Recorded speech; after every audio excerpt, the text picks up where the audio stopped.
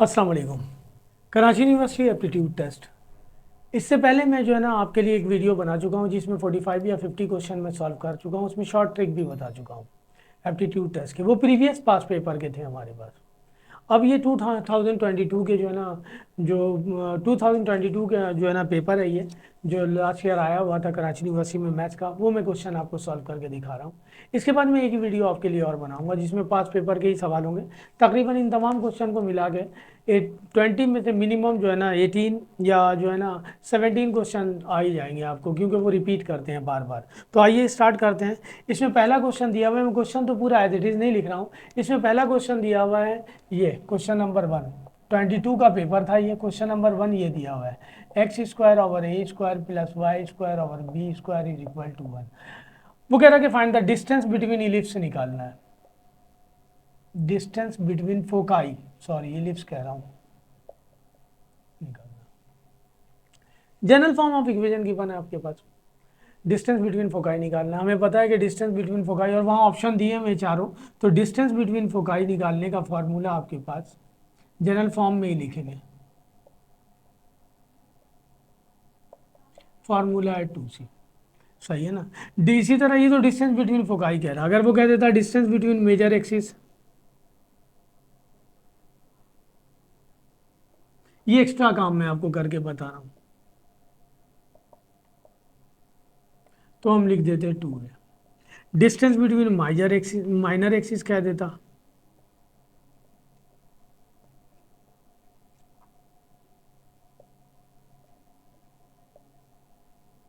तो हम लिख देते 2b। अगर डिस्टेंस बिटवीन डायरेक्ट्रिक्स कह देता, अगर इलिप्स जो है ना जनरल फॉर्म में दिया हुआ हो तो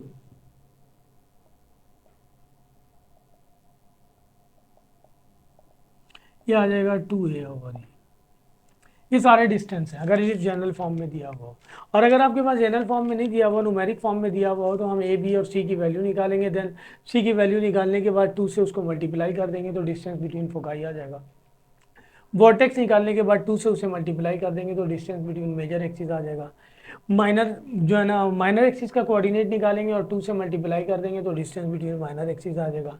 और डायरेक्ट्रिक्स की वैल्यू निकालने के बाद 2 से उसे मल्टीप्लाई कर देंगे तो डिस्टेंस बिटवीन डायरेक्ट्रिक्स आ जाएगा। तो ये पहला पार्ट क्वेश्चन, पहला क्वेश्चन था इसका। क्वेश्चन नंबर 2 ये दिया हुआ है आपके पास। क्वेश्चन नंबर 2 में वो कह रहा है हमारे पास if n is equal to -1, और कंडीशन ये दी हुई है f of x raise to the power n f prime of x dx, ये किसके इक्वल होगा ये बताना है आपने। n की वैल्यू -1 दी हुई है। अगर मैं यहाँ n की वैल्यू -1 पुट कर दूँ, f prime of x dx, इसे मैं नीचे ले आऊँ तो ये पॉजिटिव हो जाएगा, ऊपर f प्राइम ऑफ x। ये फंक्शन है, इसका डेरिवेटिव ऊपर मौजूद है। हमें पता है जब फंक्शन का डेरिवेटिव ऊपर मौजूद हो तो उसका वो इंटीग्रेट करते हैं, तो ln फॉर्म में लिखते हैं, ln f of x plus c। तो इसका आंसर ये होगा। क्वेश्चन ये था आपके पास, सही है ना। n की वैल्यू -1 दी हुई है, तो f ऑफ x अगर किसी फंक्शन का डेरिवेटिव, फंक्शन डिनोमिनेटर में और न्यूमरेटर में उसका डेरिवेटिव हो तो उसे हम ln फॉर्म में लिखते हैं, उसे ऊपर नहीं ले आते, पावर 1 हो तो। क्वेश्चन नंबर 3, क्वेश्चन नंबर 3 में हमारे पास सर्किल की इक्वेशन दी हुई है। सर्किल की इक्वेशन दी हुई है और उसका क्वेश्चन ये है, क्वेश्चन नंबर 3, सर्किल की 4 इक्वेशन दी हुई है और वो कह रहा है कि which circle passes through the origin, इनमें से कौन सा सर्किल ऐसा है जो ओरिजिन से पास हो रहा है। तो आंसर में हम जो लिखेंगे वो ये वाली इक्वेशन लिखेंगे, x square plus y square plus 8x plus 11y। इसके अलावा बाकी जो तीनों इक्वेशन गिवन है उन सब में कांस्टेंट वैल्यू भी दी हुई है, सही ना। वो सर्किल जिसमें कांस्टेंट वैल्यू ना हो वो ओरिजिन से पास होती है। वैसे origin form of the circle अगर हमें बताया जाए जनरल फॉर्म में कि origin form of the circle क्या होता है, तो ये होता है जनरल फॉर्म में, ये origin form of the circle है। Origin form of the circle उस सर्किल को कहते हैं जिसमें, मैंने चैप्टर 8 पढ़ाया हुआ, लिंक में जो है ना मौजूद है। अगर आप लिंक पे जाएंगे तो चैप्टर 8 में मैंने सारी ड्राइव करके दी है कि जो है ना standard form of the circle क्या होता है, फिर उससे हमने जनरल फॉर्म ड्राइव किया, फिर उसके बाद ओरिजिन फॉर्म किया है। Origin form of the circle वैसे एक ऐसे सर्किल को कहते हैं जिसका सेंटर ओरिजिन पर हो, is called origin form of the circle. ये क्वेश्चन नंबर 3 था जिसमें 4 इक्वेशन ऑफ सर्किल की बने और आपने सिर्फ सेलेक्ट करके ये बताना था कि कौन सी इक्वेशन ओरिजिन से पास हो रही है। तो मैंने कहा कि ये इक्वेशन ऐसी गिवन थी जिसमें कांस्टेंट नहीं है, तो जिसमें कांस्टेंट ना हो वो सर्किल ओरिजिन से पास होता है। क्वेश्चन नंबर 4 आपके पास इंटीग्रेशन का एक सवाल दिया हुआ है जिसको हमने इंटीग्रेट करना है। ये लिखा हुआ है e⁻⁻ 10x sec square x dx। ये एक्सपोनेंशियल फंक्शन है। एक्सपोनेंशियल फंक्शन में हमेशा पावर का डेरिवेटिव चेक करते हैं, अगर मौजूद है, यहाँ मौजूद है 10 का डेरिवेटिव सेक स्क्वायर एक्स है, तो इसको इंटीग्रेट करेंगे तो एज इट इज कॉपी कर देंगे प्लस सी लिख देंगे, ये आंसर आ जाएगा। तो इसका आंसर ये है। क्वेश्चन ये है e⁻⁻ 10x sec square x into D x. Question number 5, question number 5 derivative के तौर पे दिया हुआ है। आपके पास एक फंक्शन दिया हुआ है कि f ऑफ x इक्वल है tan इनवर्स 2x। इसको डिफरेंशिएट करके बताना है। मैंने नई बुक के तमाम क्वेश्चन डेरिवेटिव के तकरीबन सॉल्व कर दिए हैं। लिंक में जाइएगा तो मिल जाएगा आपको सारा का सारा डेरिवेटिव के तमाम क्वेश्चन। और मैंने आपको डेरिवेटिव जो है ना बाकायदा रूल के थ्रू पढ़ाया है कि बाई पावर रूल पढ़ाया है, बाई जो है ना एविनेशो रूल पढ़ाया है, बाई डेरिवेटिव करने के ये सारे रूल हैं, बाई पावर रूल, बाई एविनेशो रूल, बाई जो है ना product rule, by quotient rule, और जो है ना बाई चेन रूल। फिर उसके बाद हम कैटेगरी में आ जाते हैं। तो इसको डिफरेंशिएट करना है। अगर हम इसको डिफरेंशिएट करेंगे तो tan इनवर्स का डेरिवेटिव होता है 1/1 प्लस एंगल का स्क्वायर, एंगल ये दिया हुआ है, और फिर एंगल को डिफरेंशिएट करेंगे, 2x को डिफरेंशिएट करेंगे तो आ जाएगा 2। तो इसका डेरिवेटिव ये आ जाएगा 1/2 डिवाइडेड बाई जो है ना 1 प्लस 4x स्क्वायर, ये इसका डेरिवेटिव है। क्वेश्चन ये दिया हुआ है आपके पास, ये डेरिवेटिव का आंसर है आपके पास। तो tan इनवर्स, मैंने वहाँ सारे फार्मूले लिखे हुए हैं कि साइन इनवर्स एक्स का फार्मूला क्या है, कॉस इनवर्स एक्स का फार्मूला क्या है, tan इनवर्स एक्स का फार्मूला क्या है। क्वेश्चन नंबर 5 था ये। क्वेश्चन नंबर 6 पे आइए। क्वेश्चन नंबर 6 दिया हुआ है हमारे पास कि अगर e = 1 हो जाए तो कॉनिक को क्या नाम देंगे हम। हमारे पास 3 कॉनिक हैं, एक को हम पैराबोला कहते हैं, एक को हम इलिप्स कहते हैं और एक को हम हाइपरबोला कहते हैं। अगर e = 1 हो जाए तो कॉनिक कहलाएगा पैराबोला। ये क्वेश्चन है ओरिजिनल आपका। और अगर e > 1 आ जाए, ये मैं एक्स्ट्रा आपको बता रहा हूँ, तो then conic is called ellipse. और e < 1 आ जाए तो देन कॉनिक इज कॉल्ड जो है ना हाइपरबोला। सॉरी मैंने गलत लिख दिया, e < 1 हो तो then conic is called ellipse, और e > 1 हो तो कॉनिक इज कॉल्ड हाइपरबोला। ये एक्स्ट्रा मैंने आपको बताया। e = 1 दिया हुआ है क्वेश्चन में, then conic is called parabola. ठीक है जी। इसके बाद हमारे पास एक क्वेश्चन और दिया हुआ है जिसमें हमें सेंटर निकालना है। क्वेश्चन नंबर 7, सर्किल की इक्वेशन गिवन है x² + y² minus 6x plus 8y minus 24 = 0। कह रहा सेंटर निकाल दीजिए। ये चैप्टर 8 में पढ़ा चुका हूँ, सारी चीज़ें हैं वहाँ पे। ये एक general form of the circle है, इसको जनरल फॉर्म से कंपेयर करेंगे। General form of the circle ये है 2gx plus 2fy plus c = 0। तो 2g को हम इक्वेट कर लेंगे -6 से, x वाली टर्म x वाली से इक्वेट होगी, y वाली y से होगी, तो g इक्वल हो जाएगा -6 डिवाइडेड बाई 2, g की वैल्यू आ जाएगी -3, और 2f को इक्वेट कर लेंगे 8 से। वैसे मुझे लिखना चाहिए 2fy = 8y और 2gx = -6x। x से x कैंसिल हो जाएगा, y से y कैंसिल हो जाएगा, f इक्वल आ जाएगा 8 डिवाइडेड बाई 2, f की वैल्यू आ गई 4। सेंटर के कोऑर्डिनेट को हम रिप्रेजेंट करते हैं जब g और f फॉर्म में हो तो -g -f से, तो g नेगेटिव है पॉजिटिव हो जाएगा और f पॉजिटिव है नेगेटिव हो जाएगा। सेंटर का कोऑर्डिनेट आ गया। ये क्वेश्चन नंबर 7 है। टोटल नंबर ऑफ क्वेश्चन आपको मैथमेटिक्स के 20 देते हैं, तो ये 4 5 6 7 8 पे आते हैं जी। क्वेश्चन नंबर 8, क्वेश्चन नंबर 8 में हमारे पास जो है ना कह रहा है कि लेंथ ऑफ टेंजेंट निकाल दीजिए। लेंथ ऑफ टेंजेंट निकालने के लिए हमारे पास पॉइंट दिया हुआ है एक 8। क्वेश्चन नंबर 8 पॉइंट आपके पास गिवन है -2 और 3, और सर्किल की इक्वेशन गिवन है x² + y² + 3 = 0। Length of tangent निकालना है।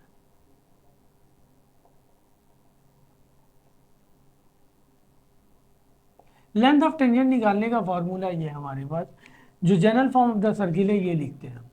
तो यहाँ जो सर्किल दिया हुआ है डायरेक्ट वही लिख दें, बस x को हम x1 करके लिख देंगे, y को y1 करके लिख देंगे +3। ये x1 y1 दिया हुआ है, x1 की जगह दिया हुआ है -2, y1 की जगह दिया हुआ है 3 +3, तो ये हो जाएगा हमारे पास 4, ये हो जाएगा 9 + 3, ये हो जाएगा 16। सही है, या तो इस फॉर्म में दे देगा या इसे रूट से बाहर निकालेंगे तो जो हमारे पास आ जाएगा 4। तो लेंथ ऑफ टेंजेंट हमारे पास आ गया 4। ठीक है जी। इसके बाद हमारे पास क्वेश्चन दिया हुआ है लेंथ ऑफ टेंजेंट वैसे होता क्या है, बाय डेफिनेशन मैं वहाँ बता चुका हूँ, चैप्टर नंबर 8 मैंने सॉल्व किया, वहाँ ये सारी चीज़ें जो है ना बेसिक चीज़ें सारी आपको बता रहा हूँ। लेंथ ऑफ टेंजेंट हमारे पास क्या है, ये एक सर्किल है,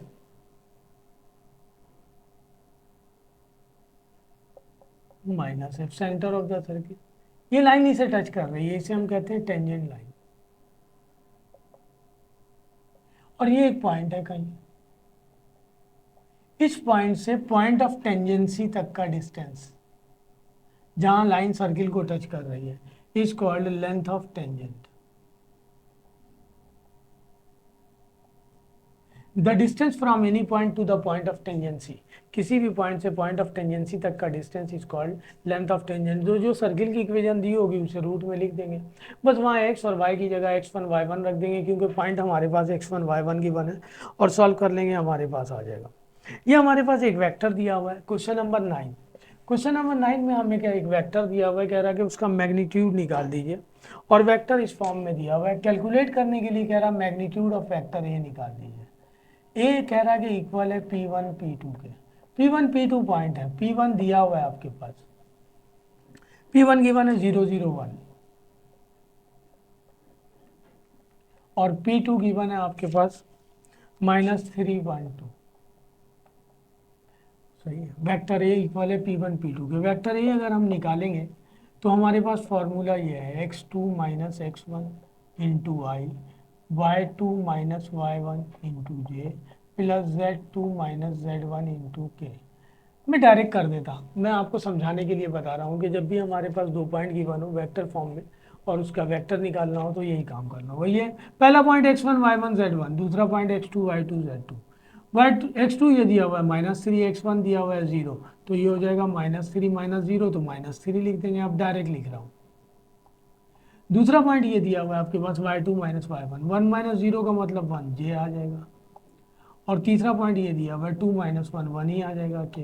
ये आ गया वेक्टर, हमें इसका निकालना है मैग्नीट्यूड। हमें पता है वेक्टर का मैग्नीट्यूड निकालते हैं तो फार्मूला है √i कंपोनेंट का स्क्वायर, j कंपोनेंट का स्क्वायर, प्लस k कंपोनेंट का स्क्वायर।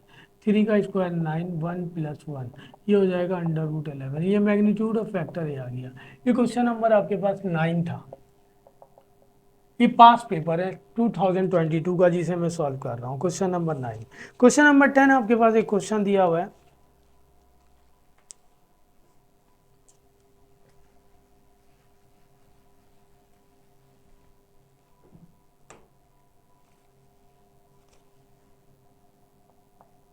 एक लाइन की इक्वेशन दी हुई है 2x + 3y + 6 = 0।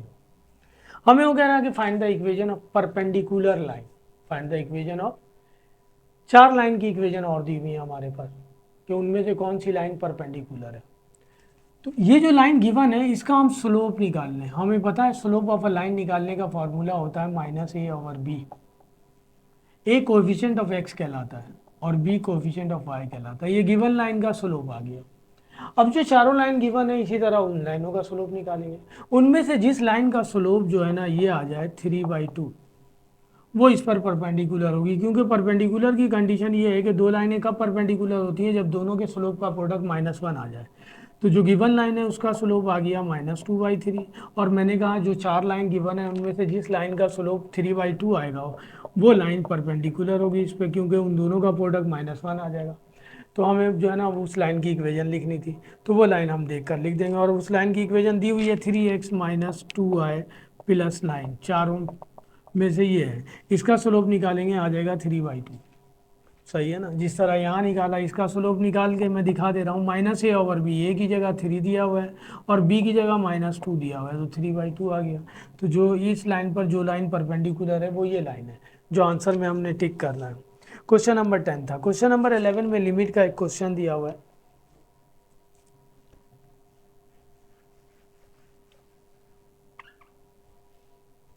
ये दिया हुआ है लिमिट का question, x → 2, x square minus 4 divided by x minus 2। इसको सॉल्व करना है, आंसर लिखना। चूंकि लिमिट वाले सवाल तो आप डिफरेंट तरीके से करके आए, यहाँ लिमिट वाला सवाल इस तरह आप करेंगे कि आप इस पर एक रूल अप्लाई करेंगे जो कहलाता है एल हॉस्पिटल रूल। ये ग्रेजुएशन में, उससे भी लिमिट सॉल्व हो जाता है। आपके लेवल पर ये मेथड नहीं दिया हुआ था।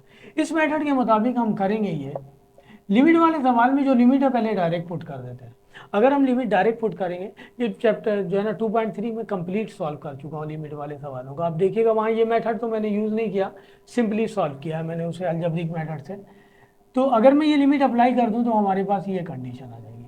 लिमिट अप्लाई करने के बाद अगर आप में के पास इनमें से कोई एक कंडीशन आपको मिल रही है, 0 की power 0, infinite plus infinite, infinite minus infinite, तो इस यानी ये कंडीशन आपको मिल रही है, तो इन तमाम कंडीशन को हम कहते हैं अनडिफाइंड फॉर्म। अगर ये कंडीशन नहीं आए तो फिर वो आंसर हो जाएगा। तो यहाँ अगर मैं लिमिट अप्लाई करूँ तो 0 ओवर 0 आ जाएगा, अनडिफाइंड फॉर्म। अब उसे हमें सॉल्व करना पड़ेगा। हमने सिंपल अलजेब्रिक मेथड यूज़ किया था, तो ऊपर वाले को अलग हमने फैक्टराइज कर दिया था, नीचे वाले को अलग फैक्टराइज कर दिया था, सॉल्व हो गया था वो कैंसिल होने के बाद। यहाँ हम एल हॉस्पिटल रूल यूज़ करेंगे लिमिट के तमाम सवालों में। एल हॉस्पिटल रूल हमें ये बताता है कि न्यूमरेटर को अलग डिफ्रेंशिएट कर देंगे, डिनोमिनेटर को अलग डिफ्रेंशिएट कर देंगे, और उसके बाद लिमिट अप्लाई कर देंगे। इसको डिफरेंशिएट करेंगे 2x, इसको डिफरेंशिएट करेंगे 1। अनडिफाइंड फॉर्म खत्म हो गई। ये मैं आपको सॉल्व करके ऐसे ही दिखा रहा हूँ। तो ये आ जाएगा 4, इसका आंसर आ जाएगा 4। क्वेश्चन ये है। तो लिमिट वाले तमाम सवालों को हम एल हॉस्पिटल रूल से सॉल्व करेंगे, और रूल हमें ये बताता है कि न्यूमरेटर में जो भी वैल्यू हो उसको अलग डिफरेंशिएट करेंगे और डिनोमिनेटर वाली वैल्यू को अलग डिफरेंशिएट करेंगे। अनडिफाइंड फॉर्म खत्म हो जाएगी और फिर हम उसे सॉल्व कर लेंगे। ठीक है जी। इसके बाद क्वेश्चन नंबर 12 में हमारे पास एक क्वेश्चन दिया हुआ है जिसमें कह रहा है find the slope eight, point दिया हुआ है, उस पॉइंट पर निकालना है। एक हमारे पास पैराबोला की इक्वेशन दी हुई है। खैर हमें ये तो चेक नहीं करना कि पैराबोला की है या जो भी है, एक इक्वेशन गिवन है हमारे पास y = 6x²। ये क्वेश्चन नंबर हमारे पास 12 है। ये 11 था, ये 12 है, और कह रहा है कि स्लोप निकाल दीजिए एट इस पॉइंट पर 1 और -1 पर। स्लोप हमें पता है rate of change of y कहलाता है। इसको डिफरेंशिएट कर लेंगे, आप डायरेक्ट कर लेंगे, ये हो जाएगा dy/dx, ये हो जाएगा 12x। और पॉइंट पर निकालना, हमने पॉइंट दिया हुआ है हमारे पास 1 और -1, x की वैल्यू 1, y की वैल्यू -1, यहाँ y तो है नहीं, ये आ गया स्लोप, ये कहलाता है स्लोप। ठीक है जी। क्वेश्चन नंबर 12 है। क्वेश्चन नंबर 13 में हमारे पास एक कंडीशन दी हुई है, जो है ना लैंग्वेज में सवाल दिया हुआ है 13 में। 13 में कह रहा है कि point of intersection of median, point of intersection of median क्या कहलाता है। मीडियन जो है ना, किसी ट्रायंगल पर 3 मीडियन ड्रॉ होते हैं। अगर लाइन का नाम मीडियन है तो एंड पॉइंट उसका मिड पॉइंट कहलाता है। ये भी मीडियन है और ये भी मीडियन है। Point of intersection of median को हम कहते हैं सेंट्रॉइड। डेफिनेशन है कि point of intersection of median of a triangle is called centroid of a triangle. Altitude भी होता है हमारे पास। अगर एक ट्रायंगल पर हम एल्टीट्यूड ड्रॉ करें, एल्टीट्यूड परपेंडिकुलर लाइन को कहते हैं, ये रहा, ये एल्टीट्यूड इस साइड पर है, ये एल्टीट्यूड इस साइड पर है। तो point of intersection of altitude जो है वो कहलाता है, ये point of intersection of median है। मैं लिख दे रहा हूँ आपके लिए,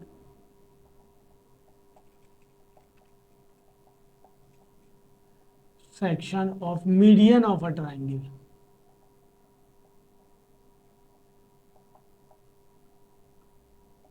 is called सेंट्रॉइड। और सेंट्रॉइड निकालने का आपके पास फार्मूला ये था, x1 + x2 + x3 divided by 3, y1 + y2 + y3 divided by 3।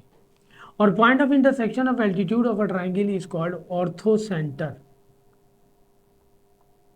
Point of, ये सवाल नहीं है आपके पास, सवाल ये है जो पेपर में आया हुआ है, पॉइंट ऑफ इंटरसेक्शन, ये एक्स्ट्रा काम कर रहा हूँ, of altitude of a triangle is called orthocentre. इसे हम ऑर्थो सेंटर कहते हैं। और अगर ये निकालना पड़ जाए तो फार्मूला ये है ax1 plus bx2 plus cx3 divided by a plus b plus c. इसी तरह ay1 plus by2 plus cy3 divided by a plus b plus c. ये अल्टीट्यूड निकालने का फार्मूला है, वो मीडियन निकालने का फार्मूला है। यहाँ हमें फार्मूला नहीं पूछ रहा, यहाँ तो जस्ट डेफिनेशन लिखनी थी हमें कि point of intersection of altitude median क्या कहलाता है, तो वो सेंट्रोइड कहलाता है। और पॉइंट ऑफ इंटरसेक्शन अगर फार्मूला आ जाए तो हम लिख देंगे हम उसे इस तरह, या तो A B C, small a B c जो है ना length of the sides of the triangle है। बी के सामने वाले साइड को स्मॉल बी, सी के सामने वाले साइड को स्मॉल सी, और ए के सामने वाले साइड को स्मॉल ए कहते हैं। इन दोनों के दरमियान डिस्टेंस फार्मूला लगाएंगे, ए आ जाएगा। इन दोनों के दरमियान डिस्टेंस फार्मूला लगाएंगे, बी आ जाएगा। और इन दोनों के दरमियान डिस्टेंस फार्मूला लगाएंगे, सी आ जाएगा। तो ये हमारे पास point of intersection of altitude है। उसके बाद एक सवाल और दिया हुआ है हमारे पास, ये फिजिक्स से रिलेटेड सवाल है ज़रा सा। खैर आपने जो है ना सेकेंड ईयर में चैप्टर नंबर 9 में वेक्टर भी पढ़ा हुआ है। तो आपके पास सवाल दिया हुआ है कि इफ़ क्वेश्चन नंबर, ये क्वेश्चन नंबर 13 था, क्वेश्चन नंबर 14 में दिया हुआ है कि इफ़ ए डॉट बी, दो वेक्टर का डॉट प्रोडक्ट अगर 0 आ जाए तो then A and B are perpendicular to each other, एक दूसरे पर क्या होते हैं,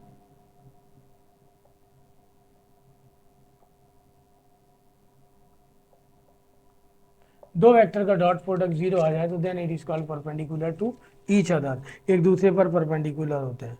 क्वेश्चन नंबर 15 में आपके पास डेरिवेटिव निकालना है साइन स्क्वायर एक्स का। हमें पता है ट्रिग्नोमेट्रिक फंक्शन है, पावर को करेंगे और साइन को करेंगे तो आ जाएगा कॉस एक्स। इस फॉर्म में भी आंसर आ सकता है, इसे हम यूँ भी लिख सकते हैं, ये फार्मूला है साइन 2x का। अब जो आंसर में हो उसे हम टिक कर देंगे।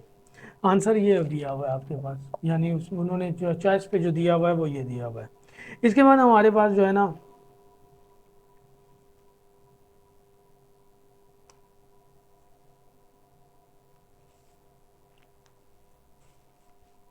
इसके बाद क्वेश्चन नंबर 16 में एक सवाल दिया हुआ है, वो ये दिया हुआ है।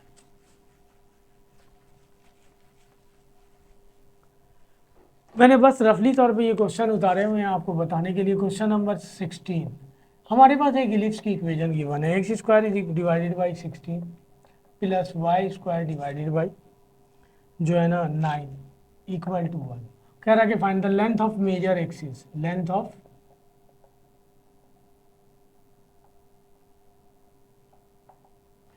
ऑफ मेजर एक्सिस को हम 2a से रिप्रेजेंट करते हैं। अगर वो कह देता लेंथ ऑफ माइनर एक्सिस तो 2b, या डिस्टेंस बिटवीन मेजर एक्सिस तब भी 2a, distance between minor axis तब भी 2b, डिस्टेंस बिटवीन फोकाई कह देता 2c जो पहले सवाल में था। तो लेंथ ऑफ मेजर एक्सिस निकालना है, तो ये इलिप्स की इक्वेशन दी हुई है, एक्स के नीचे ग्रेटर वैल्यू है, इसका मतलब ellipse is along x axis. इसको कंपेयर कर लेंगे इस जनरल फॉर्म से, तो ए स्क्वायर की वैल्यू आ जाएगी 16 और ए की वैल्यू निकालेंगे तो प्लस माइनस 4 आ जाएगा। हमें लेंथ ऑफ मेजर एक्सिस निकालना है,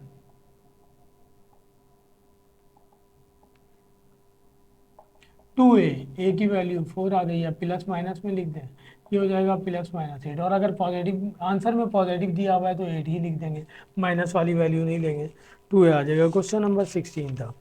क्वेश्चन नंबर 17 में दिया हुआ है, कंडीशन दी हुई है क्वेश्चन नंबर 17 में।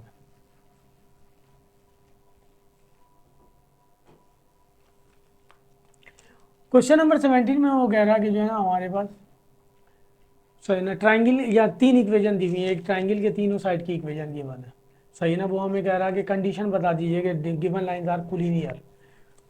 तो अगर कोई ट्राइंगल की साइड गिवन हो और कोलिनियर प्रूफ करना हो तो उनका जो है ना एरिया ऑफ ट्राइंगल आ जाएगा 0 के इक्वल। तो हम प्रूफ हो जाएगा कि hence given lines are collinear. Area of triangle, area of triangle निकालने का फॉर्मूला आपके पास ये था, half a1 a2 a3 b1 b2 b3 c1 c2 c3। खैर आपको दिया हुआ नहीं है साइज ऑफ द ट्राइंगल, बस जस्ट वो कंडीशन पूछ रहा कोलिनियर की कि एरिया ऑफ ट्राइंगल 0 आ जाए, इसको हम एरिया ऑफ ट्राइंगल कहते हैं, 0 आ जाए तो then given lines are collinear, then given lines are collinear. वैसे कोलिनियर की डेफिनेशन ये है कि व्हेन 2 और more than 2 lines intersect at a same point. Collinear की डेफिनेशन ये है,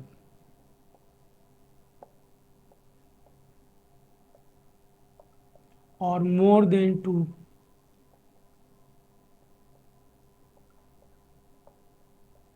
intersect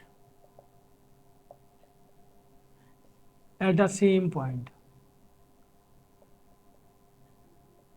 then given lines are called collinear. तो अगर आपके पास कोलिनियर के लिए इक्वेशन दी होगी तो कोलिनियर की कंडीशन ये है कि हम डिटर्मिनेट निकाल लेंगे, उस इक्वेशन का डिटर्मिनेट बनाएंगे और उसे सॉल्व करेंगे, रिजल्ट आ जाएगा 0 के equal. A1 A2 A3 B1 B2 B3। A1 जो है ना फर्स्ट लाइन का के x का कोफिशिएंट है, A2 सेकंड लाइन के x का कोफिशिएंट है, A3 थर्ड लाइन के x का कोफिशिएंट है। इसी तरह B1 B2 B3 जो है ना y के कोफिशिएंट है, first second and third line के। और C1 C2 C3 जो है ना कांस्टेंट है, सारे जो उस लाइन में गिवन है। ये एक्स्ट्रा सारा काम है जो मैंने आपको बताया। सवाल आपके पास जो है ना पेपर में ही है, सही ना। क्या अब वो कह रहे हैं कि given line are collinear. Collinear का मतलब जो है ना तीनों पॉइंट जो है ना एक ही लाइन पे लाई कर रहे हैं, जो है ना तीनों लाइनें एक दूसरे को इंटरसेक्ट कर रही हैं एक पॉइंट पे कोलिनियर। कोलिनियर के लिए शर्त है हमारे पास कि एरिया ऑफ ट्राइंगल 0 आना चाहिए, then given lines are called collinear. इसके बाद हमारे पास एक क्वेश्चन नंबर 18 में दिया हुआ है कि अगर दो लाइनें एक दूसरे पर परपेंडिकुलर होंगी, तो एक तो कंडीशन ये थी कि दो लाइनें एक दूसरे पर परपेंडिकुलर कब होंगी, जब उन दोनों लाइनों के स्लोप का प्रोडक्ट 0 के इक्वल आ जाए। और दूसरी कंडीशन ये भी है A1 A2 plus B1 B2 plus C1 C2 equal to 0 आ जाए। तो हम लिख देंगे देन गिवन लाइंस, सही ना, perpendicular to each other.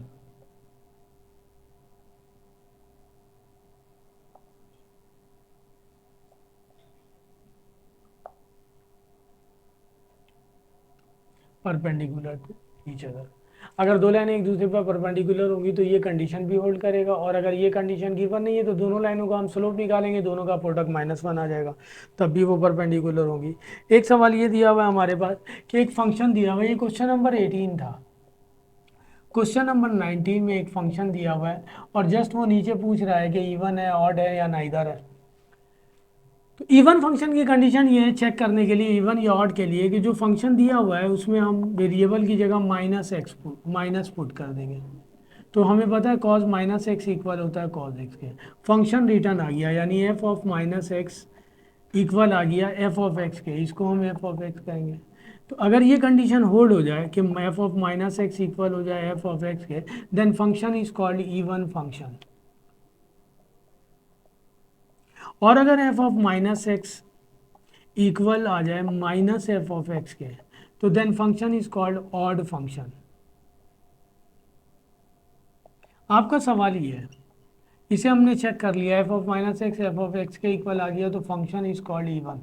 Function is called even. मिसाल के तौर पे अगर मैं sin x लिख दूं f ऑफ x और साइन के x एंगल की जगह -x पुट कर दूं तो -sin x के इक्वल होता है। तो f ऑफ -x इक्वल हो जाएगा -f ऑफ x के, तो देन इज कॉल्ड जो है ना ऑड। क्या कहलाएगा वो? और इवन के लिए जो है ना फंक्शन रिपीट कर दे अपने आप को एज इट इज़, तो then it is called even function. इसके अलावा क्वेश्चन नंबर 20 में एक सवाल दिया हुआ है, हमें जो है ना इक्वेशन ऑफ लाइन निकालनी है।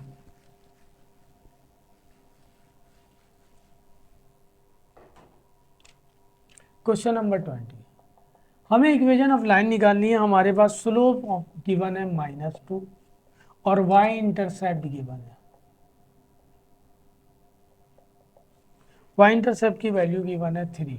y इंटरसेप्ट को आपकी मर्जी, आप b से रिप्रेजेंट कर दें या c से रिप्रेजेंट कर दें। Slope intercept equation of line निकालने का फॉर्मूला है, क्योंकि हमारे पास स्लोप और इंटरसेप्ट दिया हुआ है।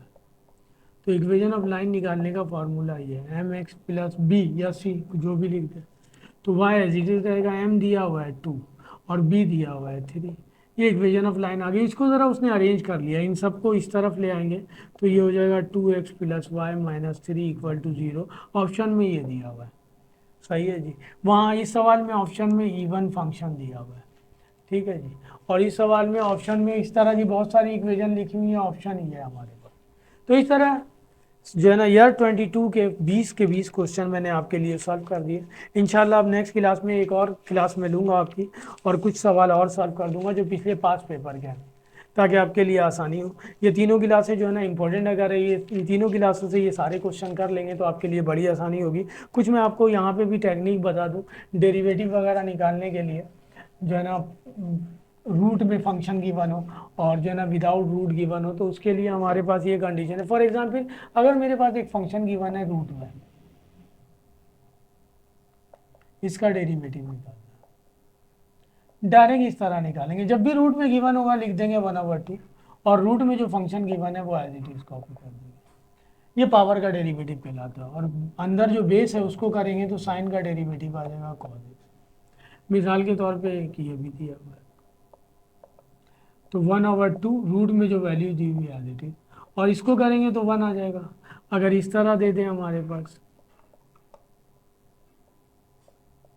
तो 1/2 डेरिवेटिव निकालना हो x² + 1 और बेस का करेंगे तो आ जाएगा 2x, 2 से 2 कैंसिल हो जाएगा, ये आ जाएगा। इसी तरह किसी एक्सपोनेंशियल फंक्शन को अगर हम डिफरेंशिएट करना पड़ जाए,